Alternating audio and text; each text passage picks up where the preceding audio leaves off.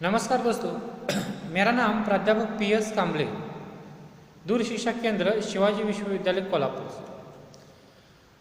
दोस्तों, हम आज BA भाग 1 के ऐच्छिक पेपर क्रमांक 1 सत्र 1 के इकाई 1 में से बालिका का परिचय इस कविता के बारे में चर्चा करेंगे, उसका परिचय करेंगे।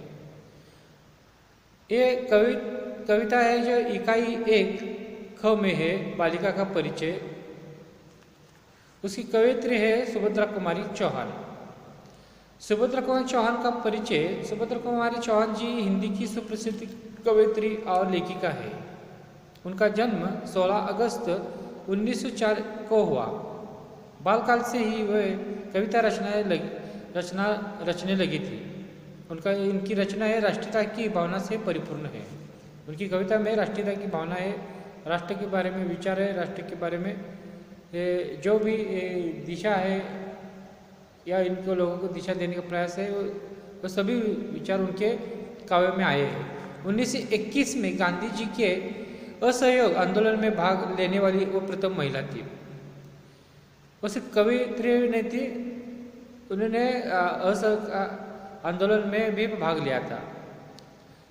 15 फरवरी 1938 को एक मोटर दुर्घटना में उनकी मृत्यु हो गई।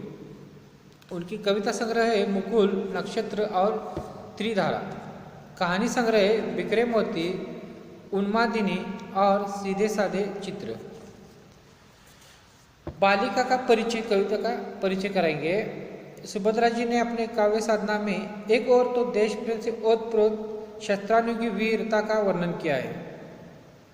राष्ट्रीय कवित्री होने के कारण उन्होंने वीरतापूर्ण जो भी है, झांसी की रानी हो या अन्य हो, उनका क्षत्रिय और रानी की वीरता का वर्णन किया है। उसके साथ ही नारी के कोमलतम, संवेदनशील, उदात्त और बहुपक्षों का भी उद्घाटन किया है। बेटी के अद्भुत कोमलतम या सौंदर्यात्मक पक्ष को लेकर सुभद्रा जी ने उसके गुण या विशेषता की चर्चा प्रस्तुत कविता में की है। इस कविता में जो नारी की कोमलता, संवेदनशीलता, भावुकता का चित्र इस काव्य में किया है। बालिका के कितने ही सारे गुण या उनकी महत्ता पर प्रस्तुत काव्य के माध्यम से प्रकाश डाला है। जैसे कि किसी के प्राण किसी में बसे होते, उसी तरह से कवित्री के प्राण उनकी बेटी में बसे हुए हैं। बेटी में ही उन्हें अपना सब कुछ दिखाई देता है। बेटी ही उनके लिए ईश्वर है, यानी कि उनकी बेटी उनके लिए सब कुछ है।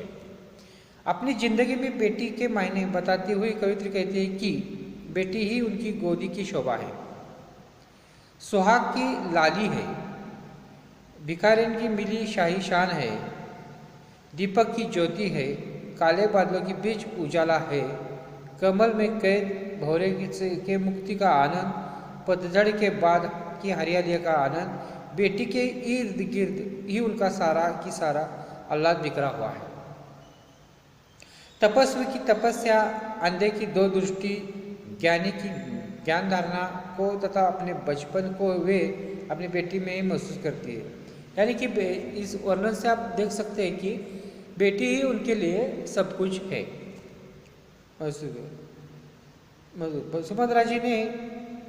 सुभद्रा जी के लिए उनकी बेटी मंदिर, मस्जिद, काबा और काशी। सुभद्रा जी बेटी को पालकर बालक कृष्ण की लीला तथा राम के प्रति कौशल्या माता की ममता भाव को अपने मन में देखती है। यानी कि जो कौशल्या का राम के प्रति या बालकृष्ण की जो लीला है, सब कुछ उनकी बेटी में उन्हें दिखाई देती है।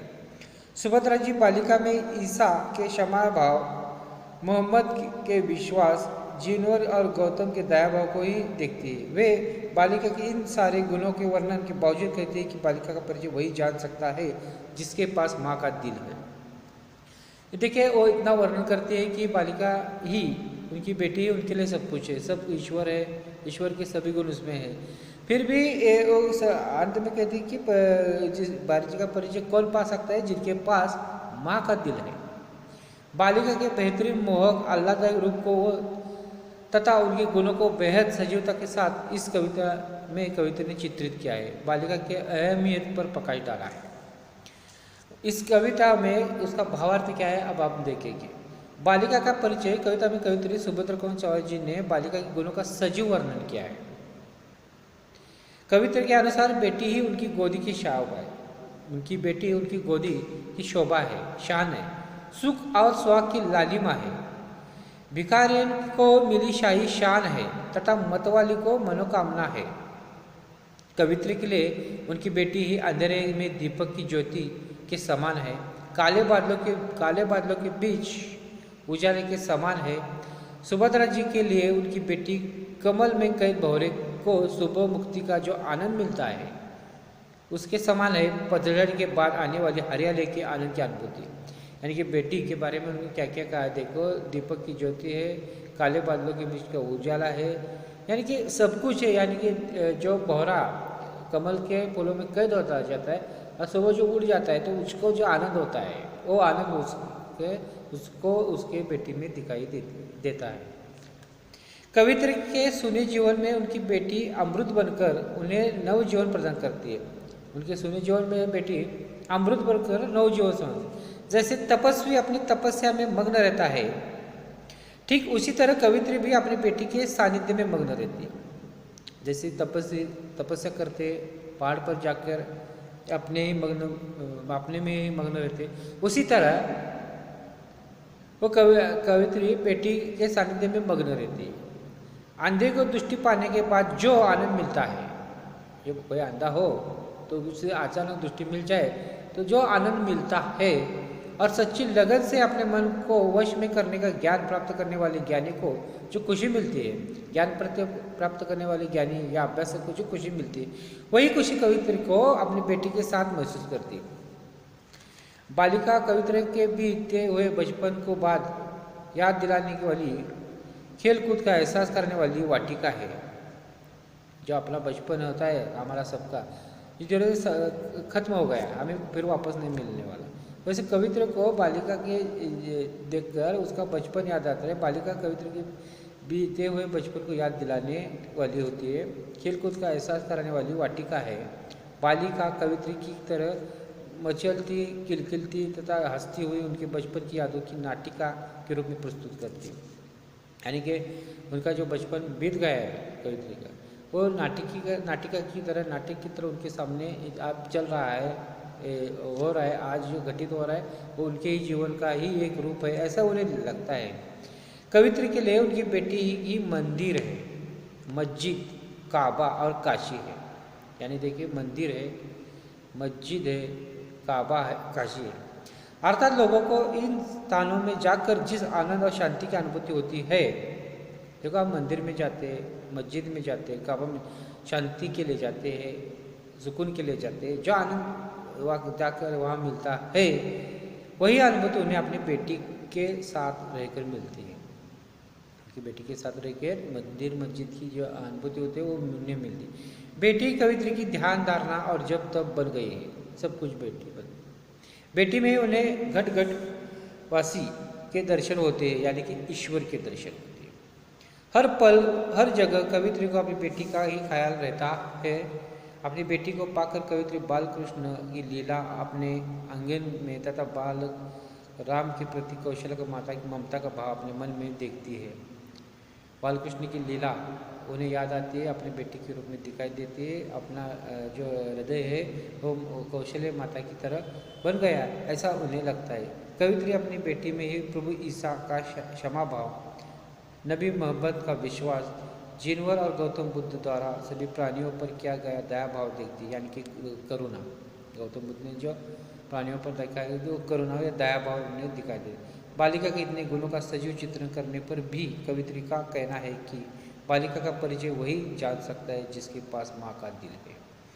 देखो सुभद्रा चौहान जी ने इतना वर्णन किया है बालिका, उनके सब कुछ है। वो बालिका उनके लिए मंदिर है, मस्जिद है, या नव जीवन के जैसा है, बादलों में से उजागर है, दीपक में से ज्योति है, सब तरह के सब कुछ ही होते हुए भी बालिका का परिचय कौन जान सकता है? जिसके पास माँ का दिल हो वही बालिका परिचय, अन्य कोई नहीं। लेकिन बालिका क्या है इसका वर्णन यहाँ किया गया है सुभद्रा कुमारी चौहान जी ने। ये बालिका का परिचय कविता की विशेषता क्या है? प्रस्तुत कविता के माध्यम से बालिका के गुणों का बेहद मार्मिक और सजीव चित्रण करते हुए बेटी के महत्व को अंकित किया गया है। यहाँ बेटी के महत्व को अंकित किया गया है। महत्व क्या है जीवन में बेटी का, ये बताने की कोशिश यहाँ कवित्री ने की है। बेटी कवित्री के लिए जैसे अहम मायने रखती है, वैसी समाज जीवन में भी बनी उसकी अहमियत को ये कविता अधोरेखित करती है। जैसे कवित्री के लिए बेटी सब कुछ है, वैसे ही समाज के लिए भी बेटी की आवश्यकता है बताने की कोशिश यहाँ कवित्री ने की है। इस तरह से दोस्तों हमने बालिका का परिचय, कविता का परिचय अब करा। आगे हम इसके प्रश्न क्या होंगे, किस तरह से पूछे जाएंगे, आगे की वीडियो में हम इसके बारे में चर्चा करेंगे। धन्यवाद।